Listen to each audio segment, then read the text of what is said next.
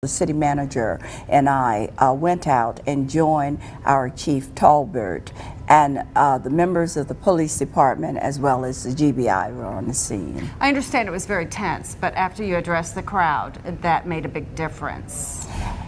Yes, and I know that it was tense because of the anger. You know, can you imagine someone being shot? You don't have any information. And of course, we were able first to talk to the mother and to the family, and from that we went out to talk to the people.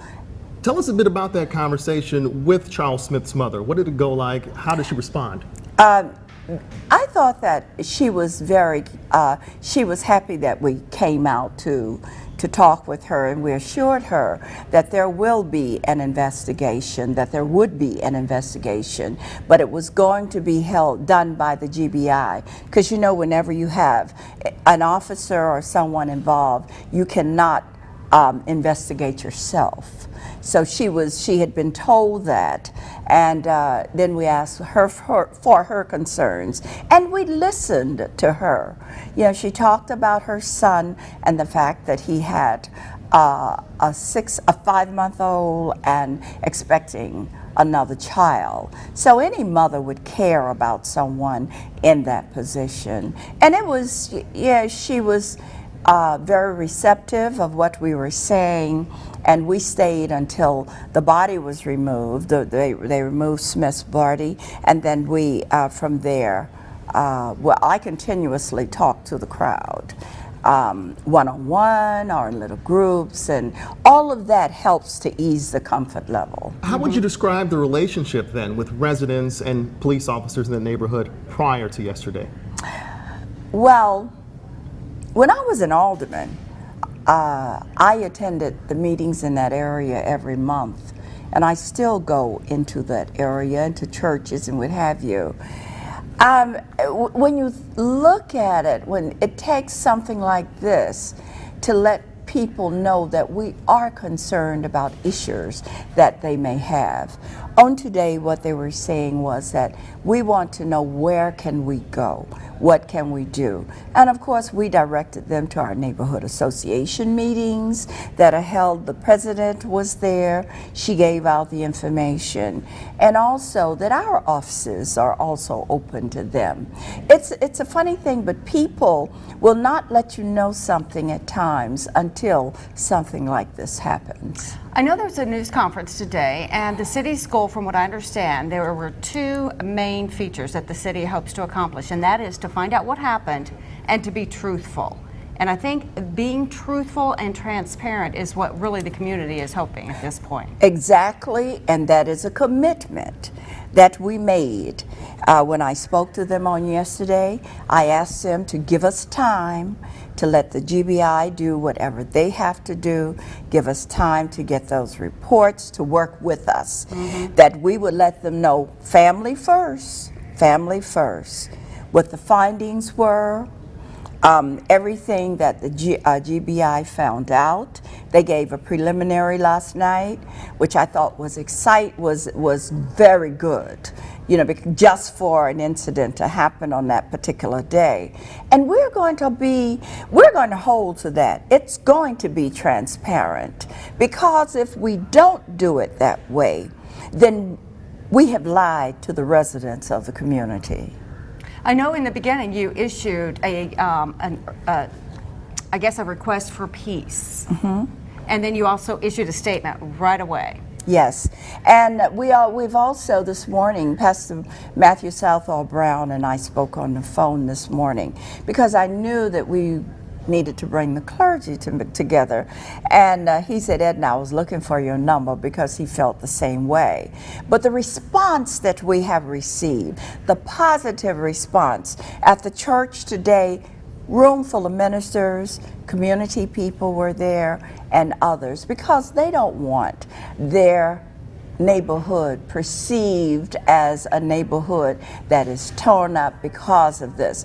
They want their neighborhood to be seen as a neighborhood that is concerned and want answers, and that's what we're going to do. Our crews were out there from the start until late last night. A lot of them heard the word trust over and over.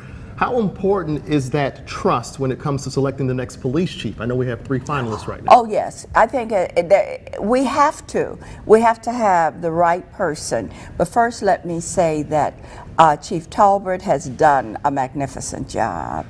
But I do believe that our police department does wonderful work, outstanding work. But you also, when you're getting a new person coming in, you also have to have that person's trust. Trust is earned.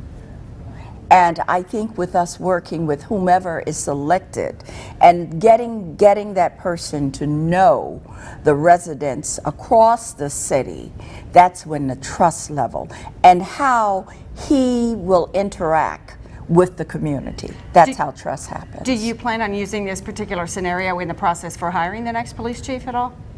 This particular situation, yeah, it's a situation that I wish had never happened, but I'm sure that as it has been across media, that everyone knows about it, even the candidates. You know, Mayor, let's talk about that because this story has really captured national headlines. A lot of people are watching from outside of Savannah. Right. What do you want to tell them about the developments? What's the one takeaway you want folks from outside this area to walk away with? To know that we are working very diligently with the GBI, with the residents, with the neighbors, with the family, and that we want our community to give us a chance to bring this to a resolve. That is most important, and that we're going to be up and above board. One of the stations, national stations, asked me, was addressing, well, you have a lot of females in positions. I said, there's nothing wrong with that. You know, if we can get the job done, that's what we need to do, whether you are male or a female. It is about connecting to the people, and we feel that we are connected to the people. All right. Well, Mayor, we certainly appreciate you coming by. I think you've got 1 or 2 things on your plate, so I know time is of the essence for you. But I'm sorry, go ahead. May I say one thing? Absolutely. I want to thank all of the stations for covering. We want everyone to remain calm. There are a lot of innuendos out there, but I'm asking the residents of this community to wait until we get the reports, and we will share that report with the family first. But thank you for listening to us and for remaining calm these couple of days. All right, there you have it, a personal message from Savannah Mayor Edna Jackson. Thank you so much for coming by. We Thanks for your appreciate time. Thank you. you addressing all our concerns. Thank you. Thanks. Meanwhile, as things got heated yesterday, some neighbors say it was the guidance of city leaders that helped keep things calm. Community members and officials hope calm remains tonight and in the coming days. WJCL's Nick Notario joins us live from the West Side community where a peace march will soon be underway. Nick?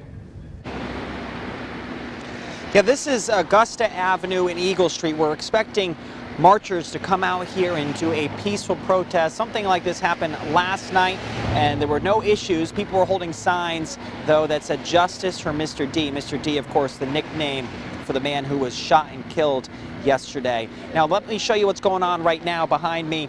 This is where more than 100 people gathered yesterday, and the body laid not too far from where we are right now.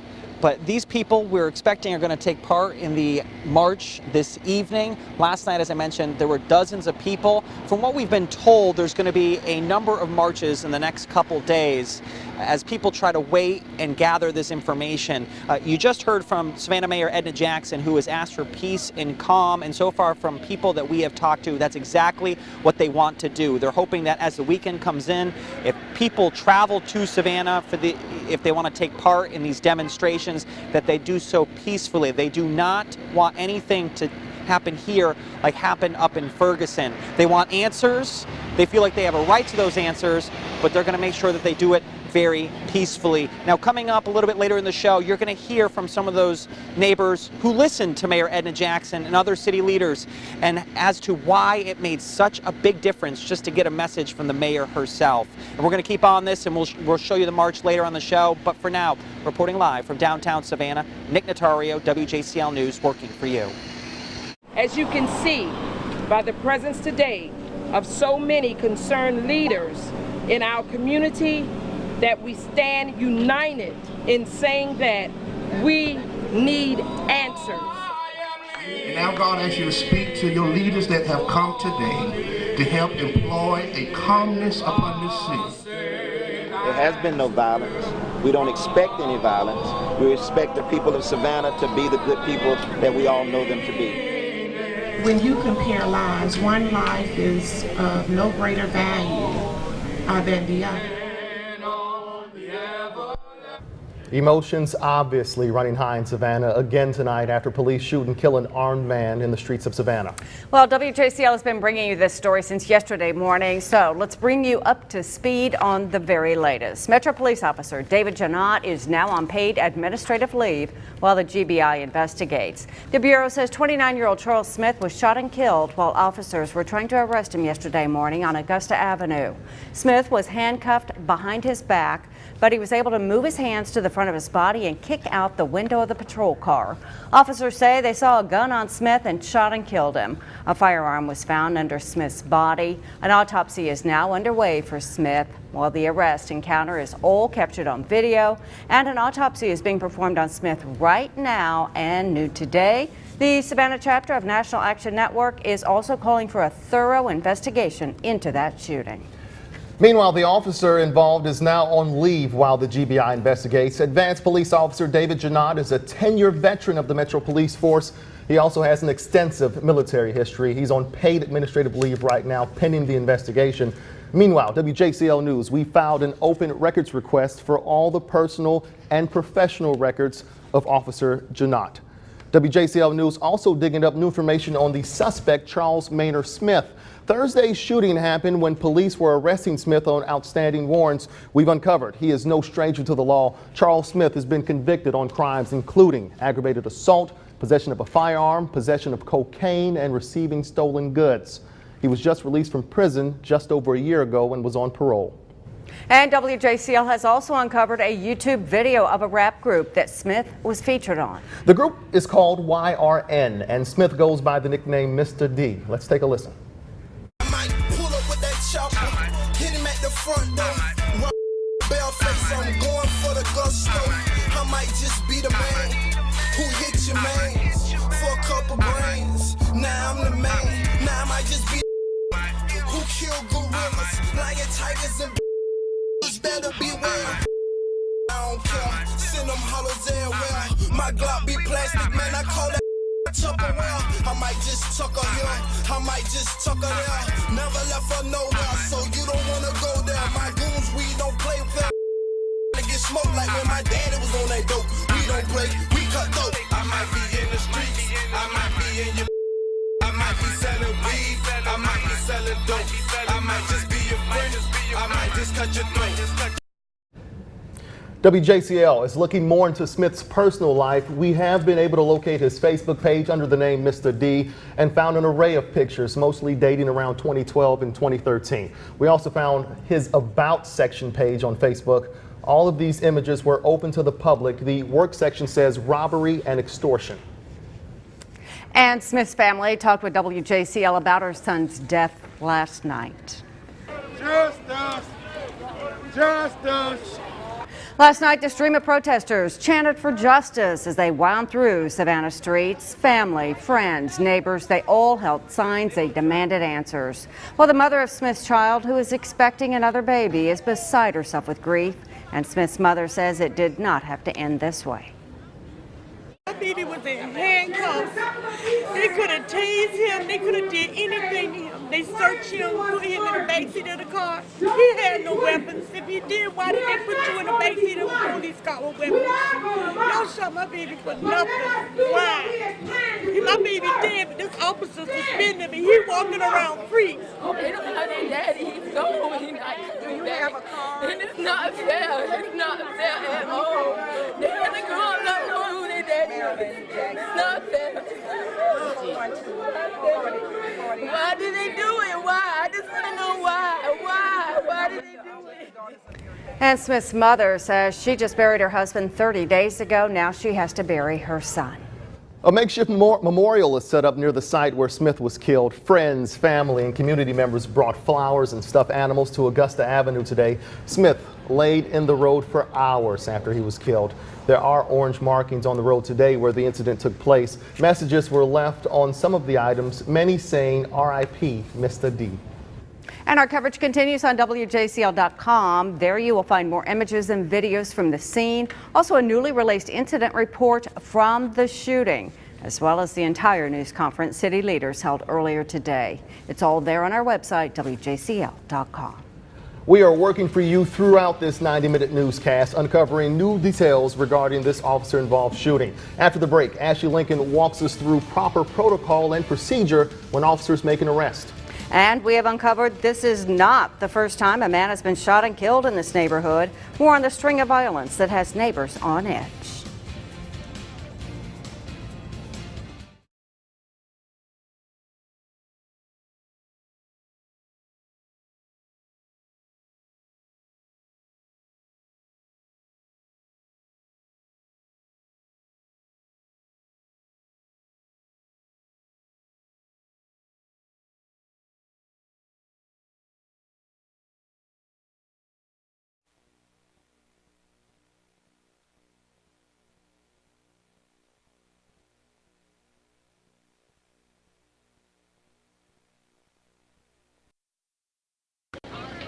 I'm gonna hold this up.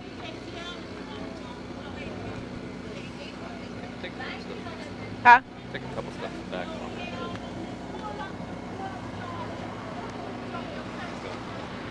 No. Yeah. Can you hear me?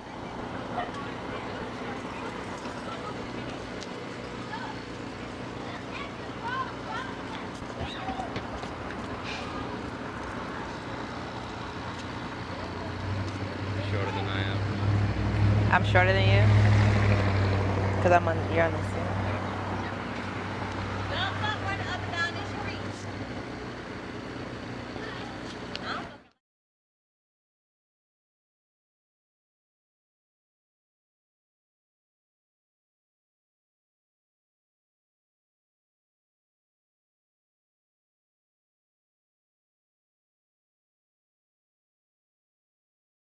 And now, WJCL News, working for you.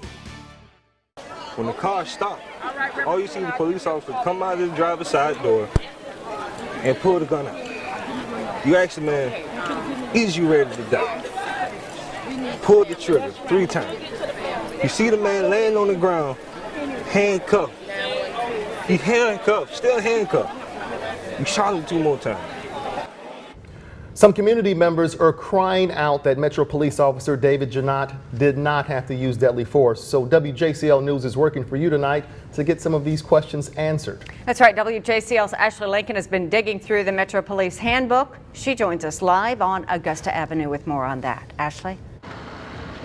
Yeah, Kevin and Jennifer, this is the actual copy of Metro's use of force policy. Now, questions are being raised like, did the officer have to use this weapon? And was there another method that he possibly could have used? Well, we took those questions to Savannah Chatham's interim police chief, Julie Tolbert. Metro's policy states an officer may use deadly force to effect the capture or prevent the escape of a suspect whose freedom is believed to represent an imminent threat of bodily harm or death to that officer or others. Now, because of the nature of the details that are starting to come out about this incident, whether Smith was trying to escape or had a gun, some may argue Smith posed a threat to Officer Janot. Here's what Chief Julie Tolbert had to say about that. Officer feels threatened, or if that officer has reason to believe that the life of another is threatened, he or she does have the opportunity. And another question we asked Chief Tolbert was, could the officer have used a non-deadly use of force like a taser? Chief Tolbert says not all officers have been issued tasers, but majority do. And she wasn't able to confirm if Officer Janot was issued a taser that possibly could have been used. But another question we're monitoring also is that will there be extra patrols in this area throughout the course of the peace rallies and marches that are going to be going on? And she says they do not plan to add any additional patrols in this area. It's all contingent on the activity. If things start to get more intense, of course, they will add more patrols. But for now, reporting in Savannah, Ashley Lincoln for WJCL News, working for you. Thanks, Ashley. And our coverage of this officer-involved shooting continues throughout this 90-minute newscast. Next, we take a look at another deadly shooting in that same neighborhood more than a year ago. Plus, a look at how you can track crime in your area.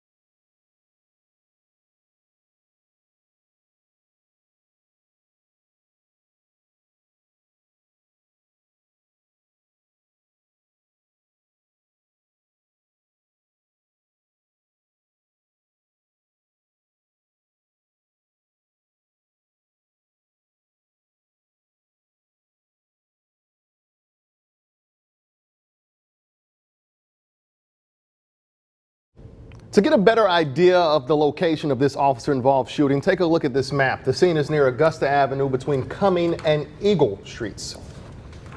And WJCL is working for you to see if crime is common in this area. Take a look at the Metro Police crime map. Well, we zeroed in to the crime in the downtown area near Augusta Avenue within the last year. Well, there does appear to be a few burglaries, thefts, and aggravated assaults. Again, this is within the past year. You can check out the full crime map for yourself by visiting WJCL.com and click on the web links tab. For some, yesterday's scene brings back painful memories. In June of last year, a teen was shot and killed at the intersection of Augusta Avenue and Eagle Street, the same area of yesterday's shooting. Yeah, WJCL Larry Spruill was at that shooting. He talked to neighbors. They voiced concerns loud and clear, even then said enough is enough. Here is more on that story. I'm devastated. I'm hurt. I'm devastated, really. It's another mother lost her child in West Savannah on these streets in the broad daylight. Strong emotions pour out from Janice Hall as she saw another shooting in her neighborhood, a scene that she can relate to personally after her own son was killed by street violence. He got killed at night right down the street right here. No resolve. No resolve at all. We are tired. We are tired of all this daytime shooting. Public Information Officer Julian Miller says multiple shots were fired in the West Savannah neighborhood, hitting and killing a black male right there on the scene. A man laying on the ground dead, covered over with sheet. James Postel lives in this neighborhood. I have, on the back of my truck, matter of fact, I have no trespassing. Do that tell you anything? Do it tell you anything? What time are we living in? We're losing our kids over here.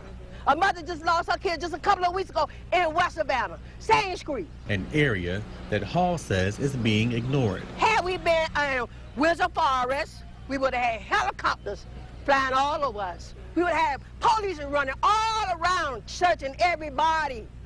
We got a black kid, another black kid on the street, dead again. This is sad.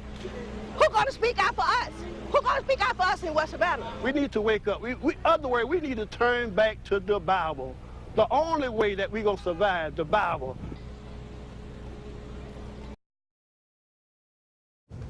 And that was Larry Spruill's package from 2013. Meanwhile, Greg Griffin was charged in the shooting death of 19-year-old Rasheen Alexander. We'll be following our top story, this officer-involved shooting, throughout this 90-minute newscast. Yeah, we're also on top of headlines from around the coastal empire. An early morning fire has displaced a half-dozen families. Fire crews say it's not electrical, so we're working for you to find out more. Tamar Theodore in for the chief, tracking your weekend forecast. That's right, you guys. We're going to be taking a look at your full storm tracker weather, which involves a real cool down and a lot more wet weather to come. Stay tuned.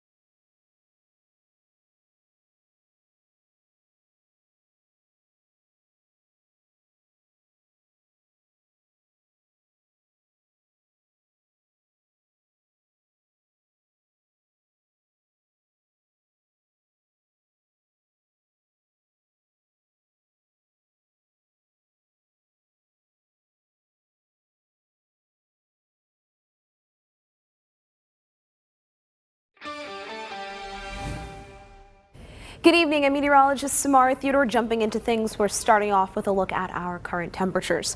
Right now, 76 degrees in Hampton, 79 along the coast there in Hilton Head. That'll probably change because we do have a shower making its way in. We'll take a look at that on the radar in just a few seconds. But for now, here's a look at Savannah, 81 degrees. Further inland, 78 in Statesboro. And one of the good things about temperatures being in the low 80s, upper 70s in the afternoon hours is it means we're not having as much instability as if we saw them in the 90s. So less lightning, less thunderstorms. Right now, 81 degrees in Baxley, just where they received a good amount of rain down towards Darien. 79 degrees there, so that helped cool things off a bit, and 77 degrees right now in Glenville. So here's a look at that storm tracker satellite and radar image. Right now, you can definitely see the well-defined clouds making their way through the area, all that white stuff there, but we're also taking a look at all this wet weather. Let's go ahead and zoom into a few neighborhoods, shall we? Leaving Screven County, headed towards Bullock, we're seeing a long elongated area of moderate to heavy downpours, also some lightning embedded in those systems. They're crossing over Route 25 right now, just to the north of Statesboro. If you live in Sylvania, things are beginning to calm down. South of Sylvania, though, we do expect to see some heavy downpours getting ready to hit that area. Also, another round of lightning getting ready to cross just to the west of Mentor over I-16. Pushing further south, Hazelhurst just received some heavy rain there, very dense lightning, but things are again beginning to quiet down, and the storms are relinquishing themselves with that lightning as we head into the evening hours. As for Savannah, very quiet. We see a little bit of a shower popping up, getting ready to head further inland. Also, Hilton Head Island, be aware there. We're seeing very light to moderate rain falling. Again, very much scattered showers and a chance for scattered thunderstorms. So here's a setup we have this evening. Why we're seeing this, a few constituents. We have an area of high pressure. We all know that high pressure, well, that turns in a clockwise direction. So that's pushing in that feed just off the ocean there, pushing that moisture into our area. But not only that, we have that second component, which is a stationary front. As a result, we're seeing a lot of moisture being pumped into that area as well. So we are really sitting in that area that's embedded in those thunderstorms and scattered showers. And that's the activity we're going to see for quite some time. Here's a look at the model forecast. As we push through Saturday morning, this rain will continue to fall along the coast and making its way further inland. Your Saturday afternoon, by the time temperatures begin to rise a little bit, we'll probably see some thunderstorms sparking up. Also very dense cloud coverage and a chance for some fog early in the morning. So keep that in mind if you are planning on hitting the road. As we head through Monday, though, things really do begin to change and lighten up with plenty of sunshine. So here's a look at your weekend forecast. We are expecting Saturday to be 82 degrees, a chance for afternoon thunderstorms. Definitely going to be a wet day there, especially along the coast. By your Sunday, though, things are shaping up fairly nice, a little warmer, 86 degrees in Mile with mostly sunny conditions. And let's take a glance at that sun and tides. High tide just before 6 a.m. at 6.9 feet. The sun rising at 7:12 and setting at 7:24 p.m. For your marine forecast, if you're planning on taking it out, I would say be a little careful. It's very active out there with that feed coming in from that high pressure system. We're going to see winds coming in from the northeast at 15 to 20 knots. Waves pretty active there. Moderate risk for rip currents with water temperatures at 81 degrees. And a look at your pollen report. Mold is very high right now. Weeds and grass are low. Trees, really nothing to be concerned about. And if you're planning ahead, here's a look at your Storm Tracker 7-day forecast. Again, another chance for afternoon thunderstorms on Saturday. Temperatures around 82 degrees, but then things get a lot better as we head into Sunday and Monday. That's it for now. Back to you, Jennifer. All right, thanks, Samara. Well, after the break, a recap of tonight's top story. We continue to uncover new details on this deadly officer-involved shooting. And happening in about 30 minutes, a peace march. We're there live. And for some, this is drawing comparison to the recent officer-involved shooting in Ferguson. We will have more on what city leaders have to say about that comparison.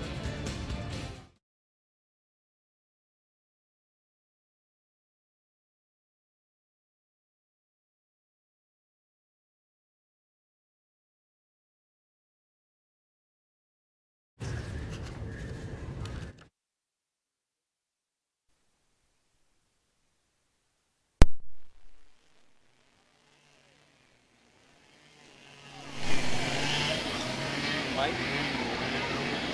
Have fun with Frank Gore.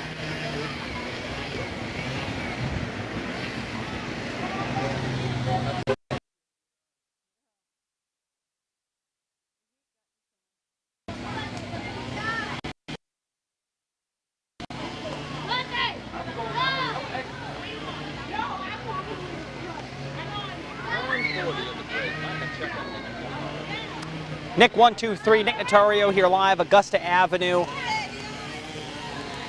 where this is where we're expecting neighbors to march in about a half an hour up and down.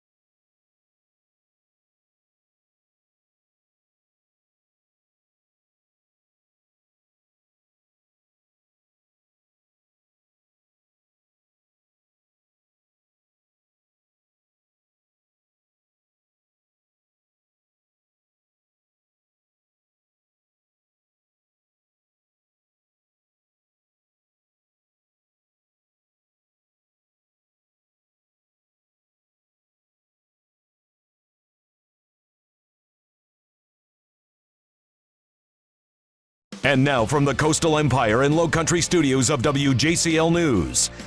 WJCL News at 5:30. Working for you. And welcome back to WJCL News. We are continuing our coverage on day 2 of the officer-involved shooting in Savannah. If you're just joining us, let's bring you up to speed with the latest details we have. Metro Police Officer David Janot is now on paid administrative leave while the GBI investigates Thursday's officer-involved shooting. The Bureau says 29-year-old Charles Smith was shot and killed while officers were trying to arrest him yesterday morning on Augusta Avenue. Smith was handcuffed behind his back, but was able to move his hands to the front of his body and kick out the window of a patrol car. Officers say they saw a gun on Smith and shot and killed him. A firearm was found under Smith's body. An autopsy is underway for Smith. The arrest encounter is captured on video. An autopsy being performed on Smith as we speak. And new today, the Savannah chapter of the National Action Network is calling for a thorough investigation into this shooting death. As the investigation into the officer-involved shooting moves forward, there's still anger on the minds of some, but city leaders have pleaded with them to wait and be peaceful. That's right. It's a message that is resonating with some people, especially after they heard it from city officials from the scene. WJCL's Nick Notario joins us live from downtown with more on that. Hey, Nick. Yeah, we're expecting dozens to line up here on Augusta Avenue where the incident took place yesterday afternoon. Now, there were people lined up last night when everything seemed to go well, and that's what city leaders want to have. And look behind me, there are some people gathered here, but we're not sure if they're here for the march or not. But you know, this peace plea started this morning. Community and Charles Smith's family members spoke nearby where he was killed. They asked for support, but also the investigation should be conducted fairly. The calming plea continued afterwards at a nearby church. Religious and city leaders talked about the situation. This is the second day government leaders took a proactive stance with this situation. Yesterday, Mayor Edna Jackson left City Council workshop to defuse it. WJCL asked some in the crowd yesterday what her presence meant. As an elected official, I have to commit to you to get the right information and not deal in innuendos, what may have been speculated, or what those kinds of things are. And I'm committed to that. That was Mayor Edna Jackson talking about why she decided to come out and speak yesterday. And as this investigation happens, she's continuing to ask community members for their peaceful approach. She says she will also be open and relay information. Now, this march is scheduled to start in about a half an hour. Rain just started to come down, so we will see if that will play into whether or not there will be a big turnout like there were last night with people holding signs saying justice for Mr. D. Of course, we will have that for you live at the top of the hour. But for now, reporting live from Savannah, Nick Notario, WJCL News, working for you. All right, Nick, thank you, sir. And it wasn't just the mayor who talked with the community today. Other city leaders are asking for calm as well. We want you to adhere to all of the requests coming from the ministers, the mayor, the manager, and from the NAACP representative and others.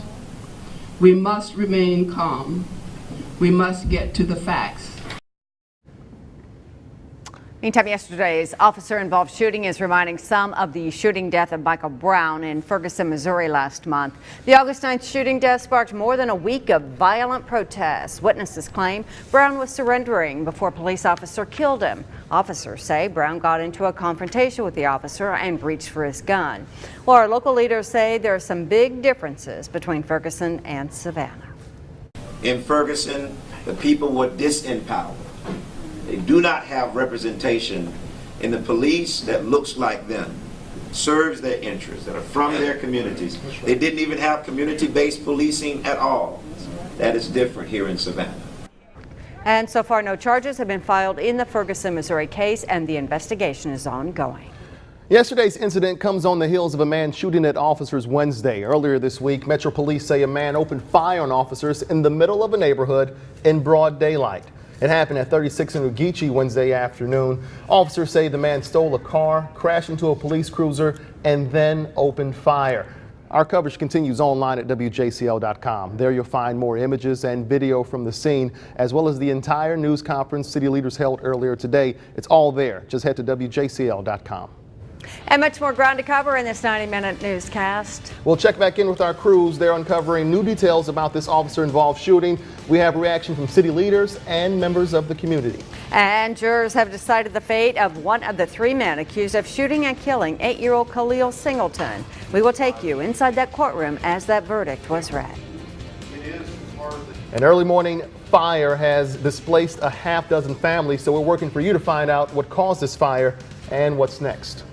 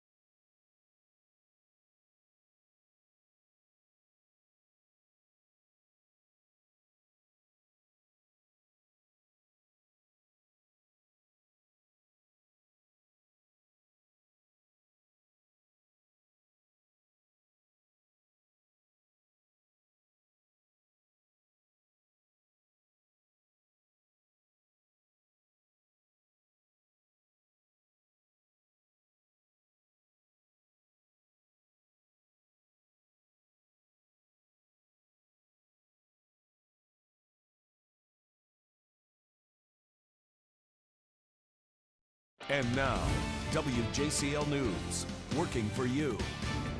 Welcome back. Well, here is another big story WJCL has been on top of for 2 years in this case. Tyrone Robinson is found guilty of murder just hours ago and will serve life in prison. Robinson was accused of killing 8-year-old Khalil Singleton outside his grandmother's home on Hilton Head in 2012. The jury deliberated for about an hour and a half before making a decision. Now, during closing arguments, the defense team told the jury several times it was not Tyrone Robinson that shot Singleton. Beaufort County deputies say Robinson, Aaron Young Sr. and Aaron Young Jr. were involved in a gunfight when Singleton was caught in the crossfire. WJCL spoke with Khalil Singleton's family after the verdict was read. What do you remember most about him?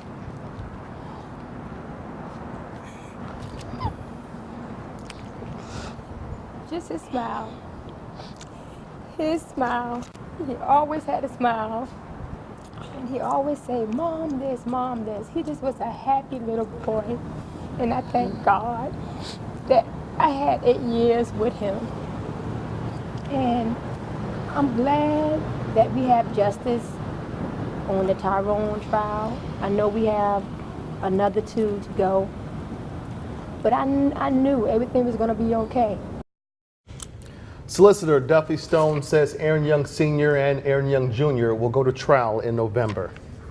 In other news, 6 families are without a place to call home after a fire in Richmond Hill last night. Yeah, a fire broke out in a second-story apartment about 9 o'clock. WJCL's Brandon Lavornia was at the apartment complex this afternoon, speaking with fire officials and neighbors. He has more on this story. This was the scene Thursday evening at the Plantation Apartments in Richmond Hill. Less than 24 hours later, fire investigators are still piecing together what caused the fire. Neighbors are picking up the pieces of what's left of their homes. Angela Woodson moved to the Plantation Apartments in January. A Hurricane Katrina survivor, Woodson believes she finally found a place to call home after years of moving around. All I know is I came around the bend and I was greeted with a barrage of fire trucks and ambulances. Around 9 Thursday evening, the fire broke out in the attic of Woodson's building, quickly burning through one side of Building H. There was flames shooting up through the roof and out of the windows and the doors. Richmond Hill Fire Chief Ralph Catlett says it was a difficult fire to put out. It's an extreme hazard on the second floor because then you involve ladders and aerial trucks. It looked like it died down at one point and it erupted right back up, full-fledged. His firefighters, along with Bryan County and Savannah Southside firefighters, worked with the fire for nearly 5 hours. You're dealing a lot with what we call balloon construction. It's really lightweight construction that burns fast. So if you don't get on it pretty quick, it can get away from you. According to the Richmond Hill Fire Chief, this fire could have engulfed the entire building if not for a fire break on the second story where the fire began. Woodson's apartment has water and smoke damage. She knows some of her neighbors are not so lucky. If her power is restored, she's staying, welcoming any of her neighbors in need of a place to stay. My home is open to any of my neighbors. I don't have much, but what I do have, I'm willing to share. Brandon Livornia for WJCL News, working for you. All right, time now.